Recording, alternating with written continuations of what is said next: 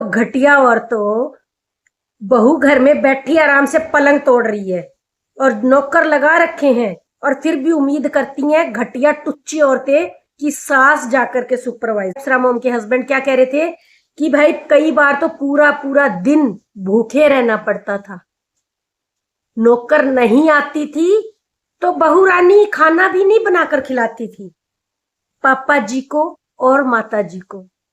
क्यों नहीं बनाती थी भाई? अगर एक आध दिन काम करने वाले नहीं आए तो क्या घर वाले भूखे बैठ जाते हैं? ऐसा क्यों? अब कर रही है ना सारा। राम राम जी सबको। तो बात करते हैं अप्सरा मोम और उनके पति की।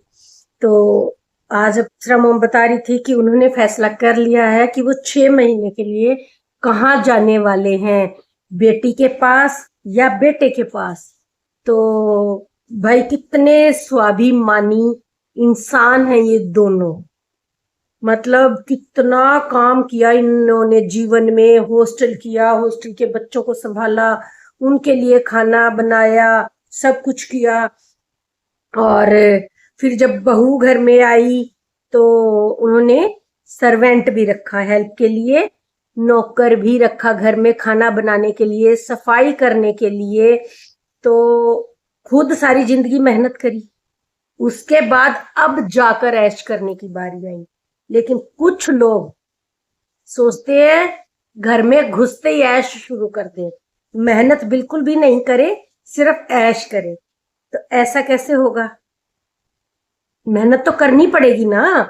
अब जैसे कि अगर अप्सरा मोम बताती तो बहुत लोगों को मिर्ची लगती कि भाई ये ऐसा क्यों बोल रही है, ये खुद क्यों नहीं कर लेती, ये खुद ऐसा क्यों नहीं कर लेती।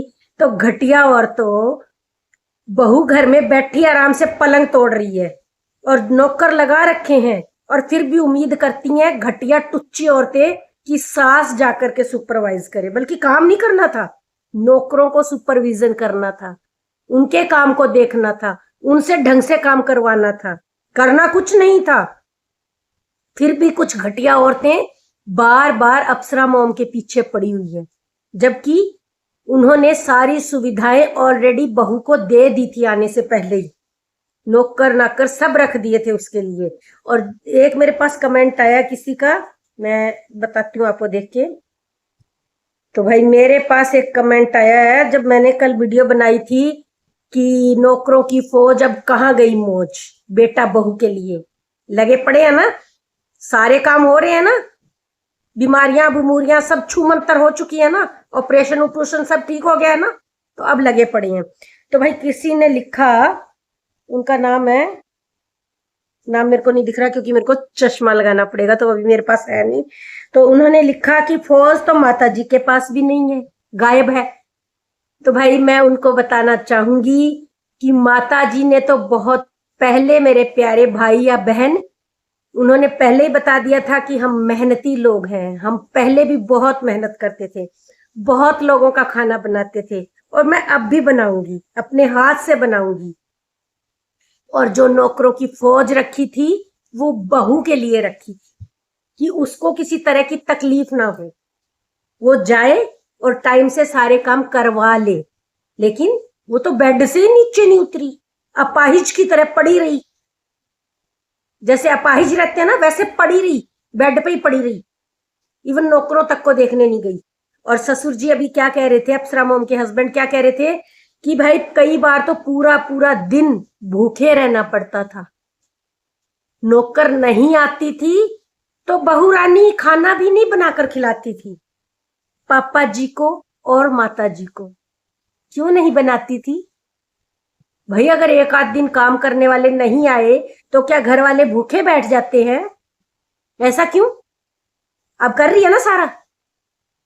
लगवा लो करानी, लगवा ले, मौज करी थी ना सासू माँ के घर पे, लगवा ले नौकरानी। तो मेरे ख्याल से मेरे उन दर्शक का जवाब मिल गया होगा कि जो कह रहे थे कि नौकरों की फौज तो माता जी के यहाँ से भी गायब है, क्योंकि माता जी ने तो पहले ही बताया कि वो मेहनत करने वाले इंसान है, वो मेहनत में विश्वास रखते हैं, फ्री फॉकेट का नहीं खाते हैं, अपना कमा करके खाते हैं। और जो लोग उनके घर में घुसे हुए थे उनको फ्री में फोकट का चाहिए था। मेहनत कुछ नहीं करनी थी, बेड से नीचे ही नहीं उतरना था लूले लंगड़ों की तरह। अब कर रही है ना भाग भाग के, आगी ना ताकत, ऐसे आती है। तो अच्छा जी, आज का टॉपिक जो था, मैंने एक कमेंट का रिप्लाई किया था अपने प्यारे दर्शक के लिए जिन्होंने बोला, मजाक में बोला या जो भी, तो मैंने उनका उत्तर दे दिया है। तो अब बात करते हैं आज के ब्लॉग पर कि हम दोनों ने सलाह की है कि हम घूमने जाएंगे, जाना भी चाहिए। इतनी मेहनत करी, जिंदगी भर कमाया, बच्चों के लिए सब किया, तो अब कुछ टाइम खुद के लिए भी सोचें, क्योंकि आगे आगे शरीर एक जैसा नहीं रहता और वो नहीं चलेगा ऐसा कैसा। तो भाई उन्होंने कहा कि हम बेटी के पास जाएंगे अगले 6 महीने में या बेटे के पास जाएंगे, तो वो तो आगे देखा जाएगा। लेकिन एक सबसे अच्छी बात जो निकल करके आई कि हम अपने लास्ट के दिनों में जब शरीर चलना बंद हो जाएगा, हमसे कुछ काम नहीं हो पाएगा, तो दोनों का एक मत देखो कितना अच्छा, कितना प्यारा था। उन्होंने नहीं कहा कि हम बेटे के सर पे पड़े रहेंगे या बेटी के सर पे पड़े रहेंगे, उन्होंने कहा हम अपने अंतिम दिनों में अपने गांव वाले घर में जाएंगे। ये होती है सेल्फ रिस्पेक्ट। जिसको भी सेवा करनी होगी ना, माँ बाप की फिक्र होगी, माँ बाप की चिंता होगी, वो वहां जाकर भी कर सकता है। और सबसे बड़ी बात मैं आपको बताती हूँ जो फील होती है और उनको भी हुई होगी, वो ये होती है कि माँ बाप का घर सबका घर होता है, सभी बच्चों का घर होता है। जैसे ही वो अपने अपने घर से निकलते हैं, यही बोल के निकलते हैं हम अपने घर जा रहे हैं, अपने माँ बाप के पास जा रहे हैं, अपने घर जा रहे हैं। और माँ बाप अगर बेटी के पास जाए या बेटे के पास जाए, उनके लिए या तो कोई गेस्ट रूम रहेगा जहां माँ बाप जाके आराम करेंगे, या फिर एक अलग से कमरा बना दिया जाएगा। वो होल मतलब पूरा घर माँ बाप का नहीं होगा। ये कभी फीलिंग नहीं आती कि ये घर मेरा है। उनको बार बार यही एहसास रहेगा ये इस बेटे का घर है, ये उस बेटी का घर है, तो ऐसी ही फीलिंग आएगी, उनको अपनेपन की फीलिंग नहीं आएगी।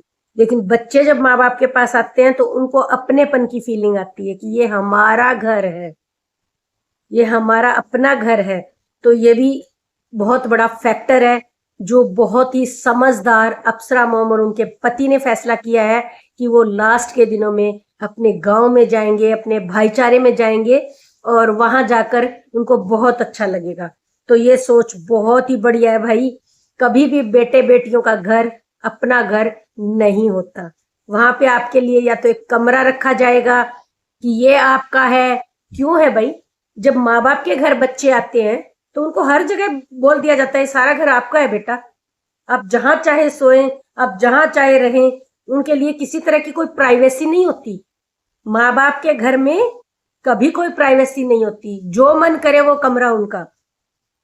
लेकिन बेटा बेटी के घर में एक स्पेसिफिक रूम तैयार कर दिया जाता है कि ये रूम आपका है। अब वहां से उठकर माँ बाप इधर उधर घूमे तो बच्चों को अपनी प्राइवेसी में खलल नजर आता है कि हमारी प्राइवेसी ब्रीच हो रही है, खत्म हो रही है। तो वो वाला मतलब फीलिंग कभी नहीं आएगा जो अपने घर में होता है। लेकिन माँ बाप के घर में बच्चों का जो मर्जी आए वही रूम उनका, जहां रहना चाहे वहां वो आराम से रह सकते हैं। तो कितनी पॉजिटिव सोच है। उन घटिया लोगों के मुंह पर थूक दिया गया है जो ये बार बार चिल्ला चिल्ला के कहते हैं कि आखिर में तो बेटों की जरूरत पड़ेगी, आखिर में उसकी जरूरत पड़ेगी। आखिर में भैया जब आज ही वो काम नहीं आ रहे, आज ही वो माँ बाप की देखभाल नहीं कर रहे, जबकि हाथ पैर सही सलामत है, तो कल को क्या करेंगे? कल को तो वो बोझ लगने लग जाएंगे। जो आज ही छोड़ छोड़ के भाग गए अपने माँ बाप को, जबकि सारा शरीर सही सलामत है, वो अपना काम कर सकते हैं। जब आज ही वो भाग गए हैं, या तो फ्री की रोटियां तोड़ेंगे माँ बाप की, माँ बाप के खर्चे से जिंदा रहेंगे, माँ बाप के सर पे मौज करेंगे।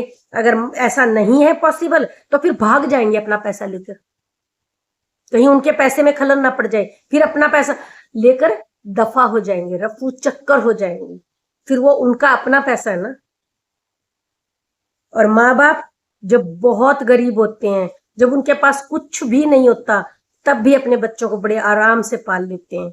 और जब बच्चों के पास पैसा आ जाता है तो फिर वो सिर्फ और सिर्फ उनका पैसा हो जाता है। सभी बच्चे ऐसे नहीं होते, कुछ एक घटिया लड़के ऐसे होते हैं जो माँ बाप को ठोकर मार देते हैं। अब जब तक उसके पास पैसा नहीं था ना, कैसे माँ बाप के चरणों में पड़ा था, अपनी मनी को सेव कर रहा था, माँ बाप के खर्चे पर पल रहे थे। और जैसे ही खुद का पैसा इकट्ठा हो गया, सामर्थ्य हो गई, तो बाहर निकलने का एकदम से प्लान बन गया कि हम तो बाहर निकल जाते हैं। तो फिर कैसे झेल गए इतने दिन माँ बाप को? जब माँ बाप इतने बुरे थे, तुम्हारे लिए नौकर चाकर रखे थे, सब कुछ रखा था, हैं? अभी भी तो नौकर हटा रखे हैं ना, माता खुद काम कर दिए।